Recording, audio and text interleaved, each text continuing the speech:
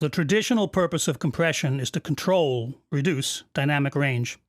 It originated to squeeze the wide dynamic range of music into the narrower available range of older analog media. But people quickly realized that compression offers the ability to not just manage dynamics, but also to impart a distinct characteristic to an audio signal. Good compressors, properly used, can add a desirable sense of thickness to some instruments, or tighten up the sound of others. This occurs, in part, because of a compressor's ability to manipulate the volume envelopes of notes, thanks to the attack and release controls. I briefly went over what attack and release controls do in the first clip. They offer user control over the compressor's response times whenever the signal crosses above or drops back below threshold. Some vintage compressors manage this automatically, but most offer manual control to allow users to avoid any unwanted compression artifacts like pumping. But besides just serving that technical function, these controls can be employed for creative purposes as well, to deliberately reshape the envelopes of notes, which can quite noticeably change an instrument's character. The most classic example of this is the way a compressor's attack and release controls can be used to either tighten up or fatten up the sound of the drums. Again, some compressors are specifically known for this, but almost any compressor can be used this way. This particular creative application is achieved by setting attack and release to either faster or slower settings.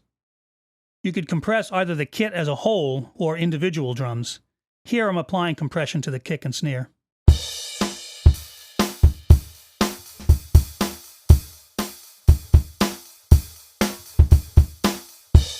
If you set attack and release to slower settings, around 10 to 20 milliseconds or so for attack, and around 500 milliseconds or higher for release, this will tighten up drum notes.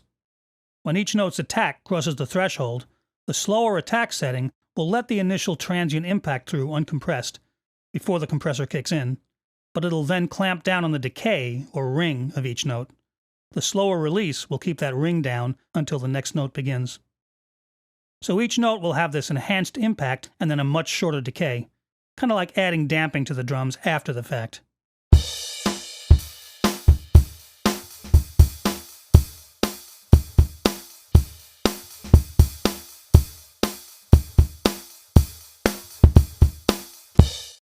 A slight change in settings can do just the opposite. Fast attack and release settings will enhance the decay for a boomier, fatter drum sound. A very fast attack setting, up to around 1 or 2 milliseconds, will immediately clamp down on the transient impact, but then a fast release, up to around 40 or 50 milliseconds or so, will allow the decay, the ring, to quickly come back up. When you compensate with makeup gain, you'll have a softer transient followed by a comparatively louder ring or boom, making even a fairly tight-sounding drum kit much bigger and fatter, like removing the damping after the fact.